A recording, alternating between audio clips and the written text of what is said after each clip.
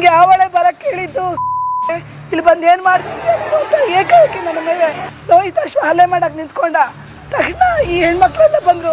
ಈ ಹೆಣ್ಮಕ್ಳು ಬಟ್ಟೆ ಎಲ್ಲ ನೋಡಿ ತೋರಿಸಿ ನೋಡಿ ಇಲ್ಲಿ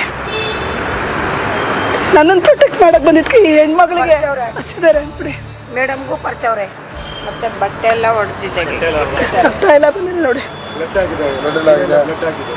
ಹೇಳ್ಬಾರ್ದು, ನನಗೆ ನಾಚಿಕೆ ಆಗುತ್ತೆ.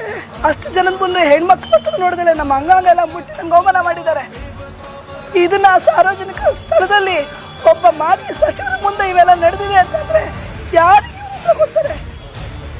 ನಾವೆಂತ ವ್ಯವಸ್ಥೆನಲ್ಲಿ ಬರ್ತೀವಿ? ಯಾರಿಗೆ ನ್ಯಾಯ ಕೊಡಿಸ್ತಾರೆ? ಇದೇ ನಮ್ಮ ಮೀಸಲಾತಿ ಕೊಡಿಸ್ತೀನಿ ಅಂತ ಹೊಟ್ಟಿದಾರಲ್ಲ, ಹೆಣ್ಮಕ್ಳಿಗೆ ನ್ಯಾಯನೇ ಕೊಡೋಕ್ಕಾಗ್ತಾರೆ, ಅವ್ರು ಮೀಸಲಾತಿ ಕೊಡಿಸ್ತಾರ? ಇವತ್ತು ದೊಡ್ಡ ದುರಂತನೇ ನಡೆದೋಗಿದೆ. ಒಂದು ಪರಿಶಿಷ್ಟ ಜಾತಿ ಅಲೆಮಾರಿ ಸಮುದಾಯದ ಹೆಣ್ಮಕ್ಳು ಇವತ್ತು ಹೊರಗಡೆ ಬಂದು ಹೋರಾಟ ಮಾಡೋ ನಾವು ಧೈರ್ಯ ಮಾಡಿದ್ದೀವಿ.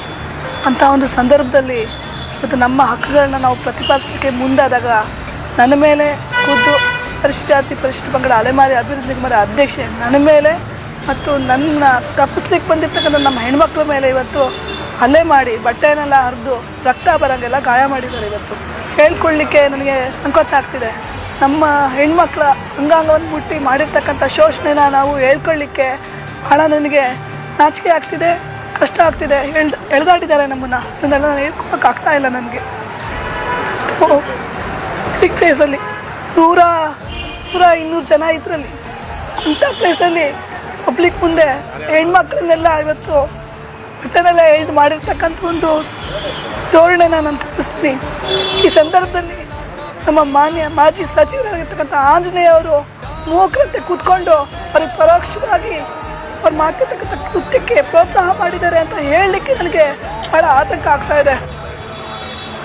ಕನಿಷ್ಠ ಅವರು ನಮಗೆ ಅಲ್ಲಿ ಅವ್ರಿಗೆ ನಮ್ಮ ಮೇಲೆ ಹಲ್ಲೆ ಮಾಡ್ತಿದ್ರೆ ಸಮಾಧಾನ ಮಾಡೋ ಪ್ರಯತ್ನ ಕೂಡ ಮಾಡಲಿಲ್ಲ. ನಿಜವಾಗ್ಲೂ ಅವ್ರು ಮಾಡಿದ್ದು ಪ್ರೇರೇಪಣೆ ಅಂತ ನಾನು ಭಾಳ ಕಠಿಣವಾಗಿ ಇವತ್ತು ಹೇಳಲಿಕ್ಕೆ ಇಷ್ಟಪಡ್ತೇನೆ. ನಾವು ಅಲ್ಲಿ ಏನಕ್ಕೂ ಹೋಗಿರಲಿಲ್ಲ. ರಾಜ್ಯ ಸರ್ಕಾರ ಮಾಡಿರ್ತಕ್ಕಂಥ ಆದೇಶದ ಪ್ರಕಾರ ಪರಿಶಿಷ್ಟ ಜಾತಿ ಪಟ್ಟಿನಿರ್ತಕ್ಕಂಥ 51 ಅಲೆಮಾರಿ ಸಮುದಾಯಗಳು ಇವತ್ತು ಒಟ್ಟಾಗಿ ಒಂದೇ ಬಳ್ಳಿ ಹೂಗಳ ಥರ ನಾವೆಲ್ಲ ಇದ್ದೀವಿ. ಇವತ್ತು ಏನು ಮೀಸಲಾತಿಯ ವಿಚಾರನ ಇಟ್ಕೊಂಡು ನಮ್ಮ ಅಸ್ತಿತ್ವ ಅಧಿಕಾರ ಪಡ್ಕೊಳ್ಳೋ ಅಂಥ ಒಂದು ಸ್ವಾರ್ಥಕ್ಕಾಗಿ ಇವತ್ತು ಅಲೆಮಾರಿಗಳನ್ನ ಒಡೆಯೋ ಅಂಥ ಹುನ್ನಾರವನ್ನು ಆಂಜನೇಯ ಸಾಹೇಬರಿಗೆ ಕೆಲವು ವ್ಯಕ್ತಿಗಳಂದರೆ BJP ಮತ್ತು RSSನಲ್ಲಿ ಕೆಲಸ ಮಾಡ್ತಾ ಇವತ್ತು ಸಾಮಾಜಿಕ ನ್ಯಾಯದ ಹೋರಾಟಕ್ಕೆ ಏನು ಮಾರ್ಕ್ ಆಗಿರ್ತಕ್ಕಂಥ ಬಹುತೇಕ ಜನರು, ಅದರಲ್ಲಿ ಮೊದಲನೇದಾಗಿ ಲೋಹಿತ್ ಅಶ್ವ ಅಂತ ಒಬ್ಬರು, ವೀರೇಶ್ ಅಂತ, ಚಂದ್ರಸರ್ ಬಸವರಾಜ್ ಅಂತ, ಮತ್ತು ಶಿವು, ಆಮೇಲೆ ಶಾಂತರಾಜು, ಇವರು 3 ಜನ ಹುನ್ನಾರ ಮಾಡಿ ಆಂಜನೇಯ ಅವರ ತಲೆ ಕೆಡಿಸಿ ದಿಕ್ಕೆಡಿಸಿ ಅಧಿಕಾರದ ಒಂದು ಲಾಲ್ಜನಲ್ಲಿ ಇವತ್ತು ಎಲ್ಲ ಅಲೆಮಾರಿ ಸಮುದಾಯಗಳು ಒಗ್ಗಟ್ಟು ಹೊಡೆಯೋ ಅನ್ನೋ ಕೆಲಸ ಮಾಡ್ತಾಯಿದ್ರು.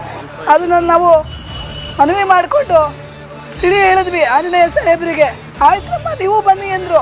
ಅವ್ರು ಬನ್ನಿ ಅಂದಮೇಲೆ ರಾಜ್ಯಾದ್ಯಂತ ನಮ್ಮ ಕೊರಮಾಕೋಸ ಸಮುದಾಯದ ಎಲ್ಲ ಹೆಣ್ಮಕ್ಳು ಎಲ್ಲರೂ ಒಂದು ಒಗ್ಗಟ್ಟಿನಿಂದ ನಾವೆಲ್ಲ ಒಟ್ಟಾಗಿ ಈ ಸಮಾಜದಲ್ಲಿ ಬದುಕಬೇಕು ಬಾಳಬೇಕು ಅಂತ ಕೇಳ್ಕೊಂಡಾಗ ನಿಮಗೆ ಯಾವಳೆ ಬರಕ್ಕೆ ಹೇಳಿದ್ದು ಇಲ್ಲಿ ಬಂದು ಏನು ಮಾಡ್ತೀನಿ ನೀನು ಅಂತ ಏಕಾಏಕಿ ನನ್ನ ಮೇಲೆ ರೋಹಿತಾಶ್ವ ಹಲ್ಲೆ ಮಾಡಕ್ಕೆ ನಿಂತ್ಕೊಂಡ. ಮೊದಲಿಂದನೂ ನಮ್ಮ ಕೊರಮಾಕೋಸ ಸಮುದಾಯನ ಇದೇ ಥರ ಧೋರಣೆ ಮಾಡಿಕೊಂಡು ಶೋಷಣೆ ಮಾಡಿಕೊಂಡು ಆಮೇಲೆ ದಬ್ಬಾಳಿಕೆ ಮಾಡ್ಕೊಂಡು ಬಂದಿದ್ದಾರೆ. ನಮ್ಮ ಮೇಲೆ ಕಳಂಕ ಹೊರಿಸಿದ್ದಾರೆ. ಅದನ್ನು ಸಹ ನಾವು ಇವತ್ತು ಭಿಕ್ಷೆ ಬೇಡ್ಕೊಂಡು ಧಾರ್ಮಿಕ ವಿಷಾದನೆ ಮಾಡಿಕೊಂಡು ಕೂಲಿನಾಲಿ ಮಾಡಿಕೊಂಡು ಜೀವನ ಮಾಡ್ತಿದ್ದೀವಿ. ಇವತ್ತು ಮಾನ್ಯ ಮುಖ್ಯಮಂತ್ರಿಗಳ ಸಿದ್ದರಾಮಯ್ಯನವರು ನನ್ನಂಥ ಅಲೆಮಾರಿ ಸಮುದಾಯದ ಹೆಣ್ಮಕ್ಳಿಗೆ ಒಂದು ಅಧಿಕಾರದ ಅವಕಾಶ ಕಲ್ಪಿಸ್ಕೊಟ್ಟಿದ್ದಾರೆ. ಅದನ್ನು ನೋಡ್ಕೊಂಡು ಸಹಿಸ್ಕೊಳಕ್ಕಾಗದೆ ಇರ್ತಕ್ಕಂಥ ಈ ಯಥಾಸ್ಥಿತಿವಾದಿಗಳು ಇವತ್ತು ನಮ್ಮ ಮೇಲೆ ದೈಹಿಕವಾಗಿ ದೌರ್ಜನ್ಯ ಮಾಡಿದ್ದಾರೆ.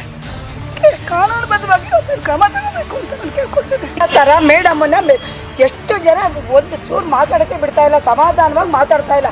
ಪ್ರತಿಯೊಬ್ಬರೂ ಗುಂಪಾಗಿ ಬಂದು ಜೇನು ಥರ ಅಟ್ಯಾಕ್ ಮಾಡ್ತಾರೆ. ನೀನು ಯಾವಳೆ ಕರ್ಸಿದ್ದು ನಿನಗೆ ಏನಕ್ಕೆ ಬಂದೆ ಇಲ್ಲಿ ಸುಳೆ ಮಂಡೆ ಅಂತ ಕೇಳ್ತಾರೆ ಪ್ರತಿಯೊಬ್ಬರು. ನಾವು ಒಳಗಡೆ ಏನು ಈ ಮೇಡಮನ್ನು ಸುತ್ತಮುತ್ತ ಈ ಗಂಡಸ್ರೆಲ್ಲ ಈ ಥರ ಅಟ್ಯಾಕ್ ಮಾಡೋರಲ್ಲ ಅಂತ ಅವರೇ ನಮ್ಮನ್ನು ತಳ್ತಾರೆ, ಅವ್ರನ್ನೂ ತಳ್ತಾರೆ. ಮೇಡಮ್ ಹೊಡೆಯಕ್ಕೆ ಬರ್ತಾವ್ರೆ, ಅನ್ಯಾಯ ದೌರ್ಜನ್ಯ ಮಾಡ್ತಾವ್ರೆ. ಆ ಸಾರ್ ಸುಮ್ಮನೆ ಕೂತಾವ್ರೆ, ಆಂಜನೇಯ ಸ್ವಾಮಿ ಸುಮ್ಮನೆ ಕೂತಾವ್ರೆ. ಅವರು ನಮ್ಮ ಜನದ ಆ ಸಮುದಾಯ ಹೆಣ್ಮಗಳ ಮೇಲೆ ಕೈ ಮಾಡವ್ರೆ, ಅವ್ರಿಗೆ ಸುಮ್ಮನೆ ಬಿಡಬಾರ್ದು.